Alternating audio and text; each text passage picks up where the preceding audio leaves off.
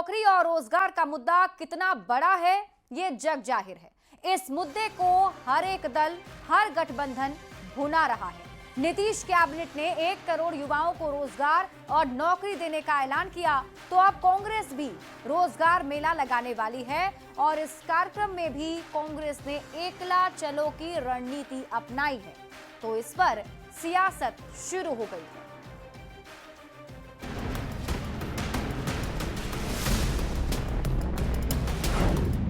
क्या तेजस्वी के वादे को कांग्रेस हाईजैक कर रही है? क्या यह कांग्रेस की आरजेडी पर दबाव वाली राजनीति है? नौकरी के जवाब पर जॉब फेयर वाला दांव क्या जानबूझकर खेला गया? ये कुछ ऐसे सवाल हैं जो कांग्रेस के ऐलान के बाद पूछे जा रहे हैं। बिहार के महागठबंधन में शामिल कांग्रेस ने एक बार फिर अपने ही सहयोगी तेजस्वी यादव के एक और मुद्दे को हाईजैक कर लिया है। वो है नौकरी और रोजगार का मुद्दा। 19 जुलाई को कांग्रेस पटना के ज्ञान भवन में रोजगार मेला लगाने वाली है, पर इस प्लान में कांग्रेस ने अपने सहयोगियों को शामिल नहीं किया है और विरोधी इसी पर तंज कस रहे हैं कि कांग्रेस का मुकाबला एनडीए नहीं बल्कि तेजस्वी यादव से ही है। तेजस्वी यादव जब रोजगार की बात करते हैं तो कांग्रेस रोजगार मेला लगाने लगता है। तेजस्वी यादव जब माई बहन योजना की बात करते हैं तो कांग्रेस टोल फ्री नंबर जारी करके माई बहन योजना के लिए लोगों को सदस्य बनाने लगता है। दरअसल ये महत्वाकांक्षी दल है। हमने तो पहले ही बताया है, कांग्रेस पार्टी की रणनीति हमसे लड़ने की नहीं बल्कि राष्ट्रीय जनता दल को कमजोर करने की है। जिस तरह आम आदमी पार्टी से दिल्ली विधानसभा के चुनाव में बदला लिया, वैसे ही ये समय समय पर राष्ट्रीय जनता दल को बिहार विधानसभा चुनाव के मद्देनजर चेता रहे हैं।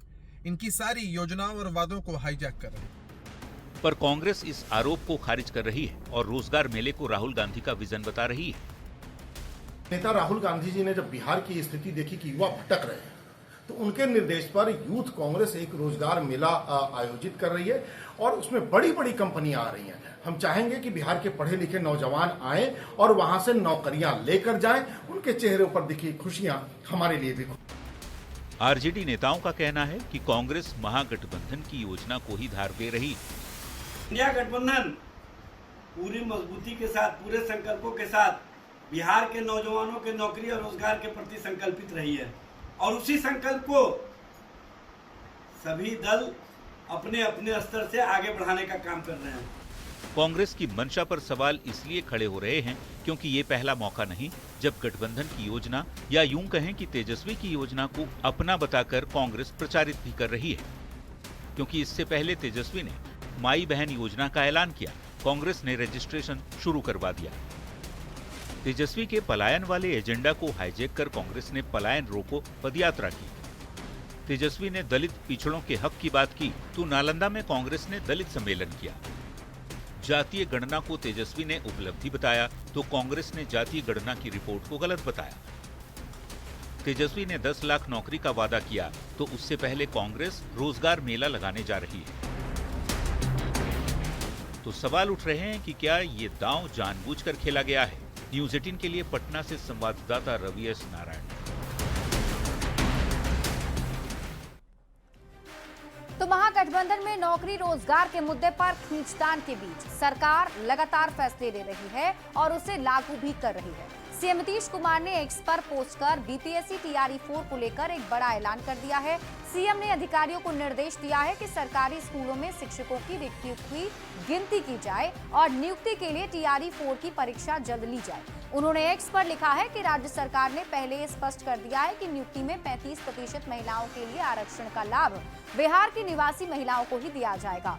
बीपीएससी शिक्षक भर्ती परीक्षा टीआरई 1, टीआरई 2, टीआरई 3 के तहत लाखों युवाओं को नौकरी अब तक मिल चुकी है और अब जल्द ही बीपीएससी शिक्षक भर्ती के चौथे चरण की परीक्षा हो सकती है और इसमें महिलाओं को डोमिसाइल का लाभ भी मिलेगा। मुख्यमंत्री में बढ़ेंगे आगे। बिहार सरकार के पथ निर्माण मंत्री नितिन नवीन ने महागठबंधन को लेकर एक बड़ा दावा किया है। उन्होंने कहा है कि महागठबंधन में जल्द ही भागम भाग मचने वाली है और कई सहयोगी एनडीए में शामिल हो सकते हैं और नितिन नवीन के इसी बयान पर बिहार की सियासत गर्मा गई है। प्रधानमंत्री नरेंद्र मोदी के मोतिहारी दौरे के बाद महागठबंधन में बड़ी फूट होने वाली है। और महागठबंधन के कई सहयोगी एनडीए का भी दामन थाम सकते हैं। ये हम नहीं कह रहे, ये दावा है बिहार सरकार के पथ निर्माण मंत्री नितिन नवीन का। खुद को नेता घोषित किए हुए हैं तेजस्वी यादव। कभी कांग्रेस के नेताओं ने तो नहीं कहा कि ये नेता है, भाकपा ने तो कभी नहीं कहा कि ये नेता है, लेकिन स्वयंभू को के रूप में अपने आप को साबित करने में लगे हैं। तो इसका असर आने वाले जब गठबंधन की और बैठकें होंगी तो आप देखेंगे कि ये पूरे गठबंधन बिखरेंगे। और माननीय प्रधानमंत्री का जिस प्रकार का दौरा चल रहा है, कई ऐसे दल हैं जो आने समय में महागठबंधन को छोड़ भी सकते। नितिन नवीन के बयान पर पलटवार करते हुए आरजेडी ने दावा किया है कि महागठबंधन पूरी तरह एकजुट है। साथ ही एनडीए में आपसी कलह का आरोप भी लगा दिया। एनडीए के नेता बताएं कि क्या बात है कि चिराग पासवान नीतीश कुमार के सुशासन पर सवाल खड़ा कर रहे हैं। क्या बात है कि जीतन राम मांझी चिराग पासवान पर सवाल खड़ा कर रहे हैं। क्या बात है कि उपेंद्र कुशवाहा एनडीए से चेतावनी भरे लफ्जों में कह रहे हैं कि लोकसभा की तरह राजनीति नहीं होनी चाहिए।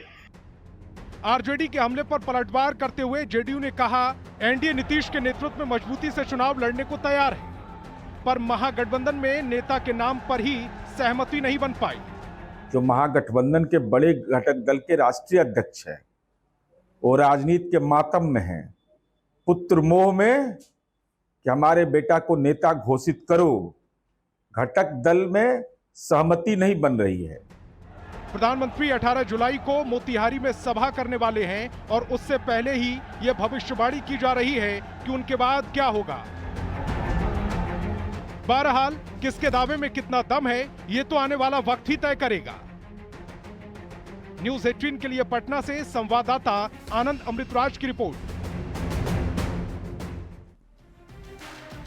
एआई हमारे जीवन में कितना महत्वपूर्ण है, ये हमारी जिंदगी को किस हद तक प्रभावित कर रहा है, ये चर्चा हर तरफ हो रही है। चुनाव में भी एआई और सोशल मीडिया का दबदबा अब साफ नजर आ रहा है। हर पार्टी ने सोशल मीडिया वॉर रूम बना दिया है, जिससे अपना प्रचार और विरोधियों पर प्रहार किया जा रहा है। इस डिजिटल युग में सोशल मीडिया का मतदाताओं पर कितना असर हो रहा है, आप इस रिपोर्ट में देखिए।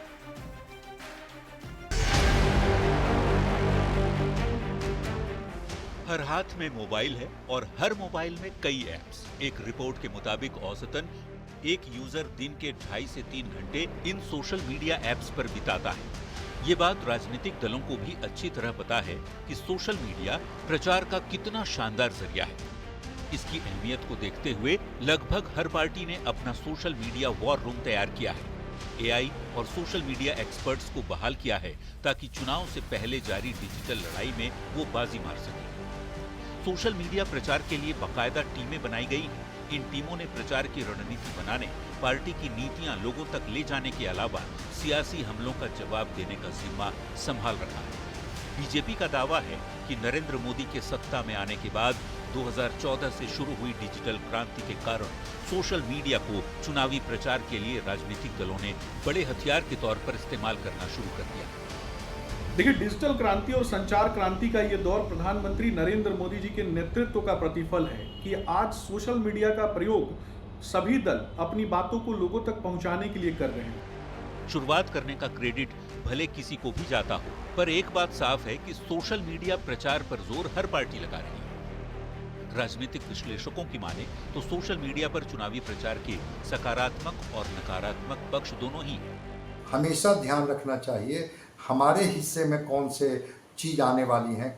विश्लेषण कोई और कर रहा है, किसी के फेवर में कर रहा है, किसी के विरोध में कर रहा है, सोशल मीडिया कहीं और तरीके से इन्फ्लुएंस कर रही है। तो जनता इन्फ्लुएंस तो होती है, लेकिन उनको इससे बचने की जरूरत है। सोशल मीडिया प्रचार पर सभी दल पूरी जोर आजमाइश कर रहे हैं, पर सवाल है कि एक आम मतदाता पर इसका कितना प्रभाव होता है। जनता को बहुत ज़्यादा फायदा नहीं होता। ये लोग जो काम अपना दिखा रहे हैं बैनर लगा के व्हाट्सएप पे या जहाँ भी दिखा रहे हैं ट्विटर पे, वो धरातल पे काम करें। इससे लाभ कुछ नहीं होगा, जनता का कुछ लाभ नहीं होने वाला। कुछ लाभ नहीं होगा। ये सब इंस्टाग्राम इस पर सब लोग डालता है, आधा फेक होता है। अब डिपेंड करता है कि जो राजनीतिक दल किस टाइप का उसको मैसेज दे रहे हैं सोसाइटी में। इवन जैसे अभी प्रशांत किशोर अच्छा कर रहे हैं, वो ग्राउंड पे जाकर के काम कर रहे हैं, वो चीज़ें दिखता है लोगों को, अवेयरनेस हो रहा है उससे। तो लेकिन जहाँ तक बात हो रही है राजनीतिक खिंचाई की, तो एक लेवल, एक सीमा तक अगर हो तो ठीक है, वरना एआई से फायदा कम हो रहा है, नुकसान ज़्यादा हो रहा है। तो 2025 के विधानसभा चुनाव में सोशल मीडिया प्रचार ऐतिहासिक भूमिका निभा रहे हैं, पर कौन सोशल मीडिया के इस जंग में फतेह हासिल करेगा, ये तो आने वाले समय में ही पता चलेगा। न्यूज़ 18 के लिए पटना से संवाददाता संजय कुमार के साथ धर्मेंद्र कुमार की रिपोर्ट।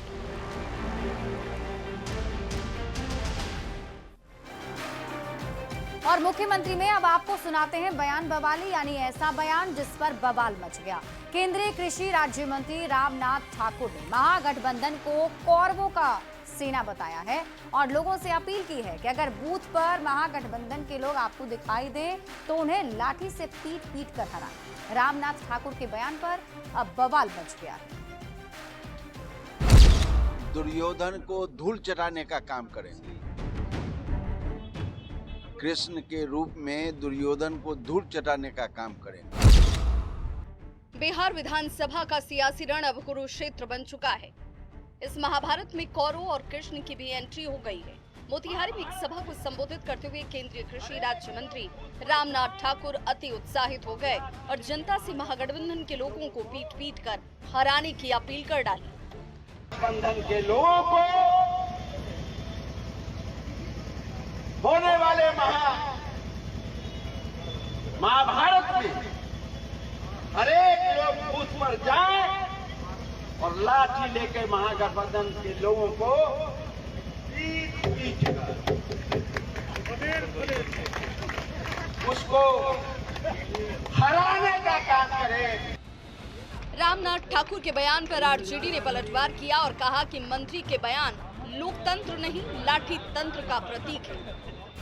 देखिए, केंद्र सरकार में माननीय मंत्री आदरणीय रामनाथ ठाकुर जी अगर ये बात कह रहे हैं कि महागठबंधन के लोग बूथ पर देखें तो लाठी से भगाएं, उनको तो ये पता होना चाहिए लोकतंत्र है, ये लाठी तंत्र से लोकतंत्र नहीं चलेगा।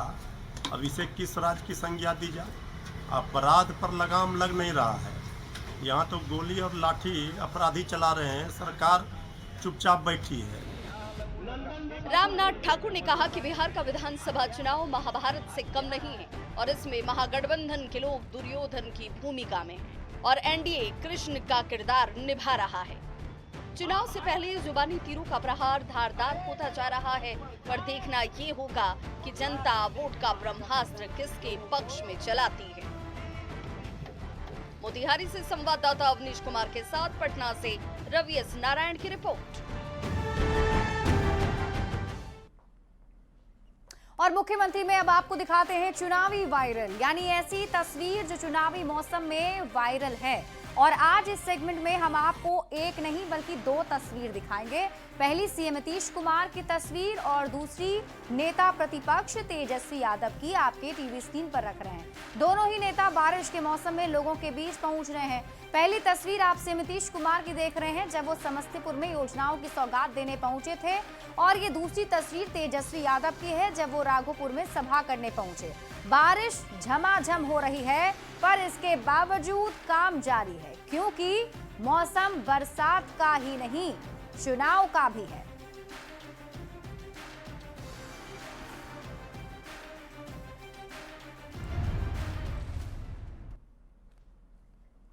और मुख्यमंत्री में अब वक्त है एक रोचक चुनावी जानकारी की। क्या आप जानते हैं कि देश के पहले निर्वाचन आयुक्त कौन थे? तो इसका जवाब है सुकुमार सिंह। सुकुमार सिंह भारत के पहले मुख्य निर्वाचन आयुक्त थे, जिन्होंने 21 मार्च 1950 से 19 दिसंबर 1958 तक इस पद पर काम किया। भारतीय सिविल सेवा के एक वरिष्ठ अधिकारी सुकुमार सिंह ने स्वतंत्र भारत के पहले दो आम चुनाव 1951 से 52 और 1957 का सफलतापूर्वक आयोजन किया, जिसमें बिहार का पहला विधानसभा चुनाव भी शामिल था। बिहार में 1952 में हुए पहले विधानसभा के चुनाव में 331 सीटों पर मतदान हुआ और भारतीय राष्ट्रीय कांग्रेस ने श्री कृष्ण सिंह के नेतृत्व में सरकार बनाई थी। सुकुमार सिंह की देखरेख में ये चुनाव निष्पक्ष और व्यवस्थित तरीके से संपन्न हुआ, जो उस समय के लिए एक बड़ी उपलब्धि थी, क्योंकि भारत में मतदाता सूची तैयार करना, मतदान केंद्र स्थापित करना और कुछ साल पहले ही स्वतंत्र हुए देश में चुनावी प्रक्रिया को लागू करना बहुत ही जटिल काम था, जिसे सुकुमार सेन ने बड़ी सहजता से पूरा किया। और चलिए अब तेज रफ्तार में देख लेते हैं चुनाव से जुड़ी 25 खबरें। चुनाव 25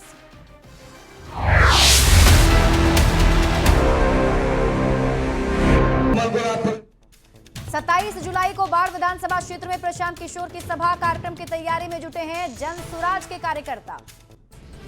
मोतिहारी में पीएम के कार्यक्रम को लेकर जेडीयू के कार्यकारी अध्यक्ष संजय झा का बयान, बिहार की जनता को बड़ा तोहफा देंगे पीएम। जेडीयू के राष्ट्रीय कार्यकारी अध्यक्ष संजय झा का चिराग पासवान पर बड़ा बयान, कहा एनडीए में कोई मतभेद नहीं, समय आने पर हो जाएगा सीट बंटवारा। कांग्रेस ने फिर हाईजैक किया तेजस्वी यादव का एजेंडा, 19 जुलाई को पटना के ज्ञान भवन में रोजगार मेला लगाएगी कांग्रेस। कांग्रेस के रोजगार मेला पर बीजेपी का हमला, तेजस्वी की योजनाओं को हाईजैक करने का लगाया आरोप। कांग्रेस के रोजगार मेला पर जेडीयू का भी तंज, कहा कांग्रेस का मुकाबला एनडीए नहीं तेजस्वी यादव से है। कांग्रेस के रोजगार मेला पर आरजेडी का बयान, कहा गठबंधन की योजनाओं को प्रचारित कर रही है कांग्रेस। श्रम मंत्री संतोष सिंह का महागठबंधन पर हमला, कांग्रेस के जॉब फेयर को लेकर तेजस्वी पर कसा तंज। पथ निर्माण मंत्री नितिन नवीन का महागठबंधन को लेकर बड़ा दावा, कहा पीएम के दौरे के बाद महागठबंधन में होगी बड़ी फूट। नितिन नवीन के बयान पर आरजेडी का भी पलटवार, कहा पहले ये बताएं चिराग क्यों नीतीश के खिलाफ माहौल बना रहे हैं। नितिन नवीन के बयान का जेडीयू ने किया समर्थन, कहा महागठबंधन में नेता के नाम पर ही सहमति नहीं है।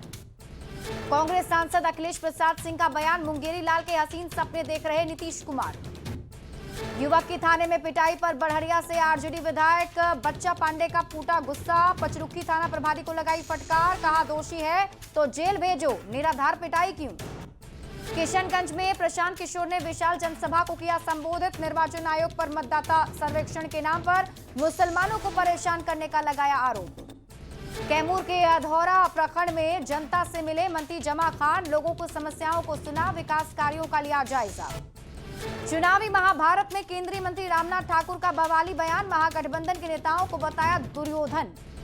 रामनाथ ठाकुर के बयान पर मृत्युंजय तिवारी का भी पलटवार, कहा उनकी भाषा लोकतंत्र नहीं लाठी तंत्र का प्रतीक है। महागठबंधन के साथ चुनाव लड़ेगी ओवैसी की पार्टी एआईएमआईएम, असदुद्दीन ओवैसी का बयान, एक तरफा मोहब्बत नहीं चलेगी। जल्द होगी टीआरई 4 परीक्षा, नीतीश कुमार ने एक्स पर पोस्ट कर शिक्षा विभाग को रिक्त पदों को भरने का दिया निर्देश, महिलाओं को मिलेगा 35% आरक्षण। टीआरई 4 को लेकर शिक्षा मंत्री सुनील कुमार का बयान, बहाली को लेकर तैयारी कर रही सरकार।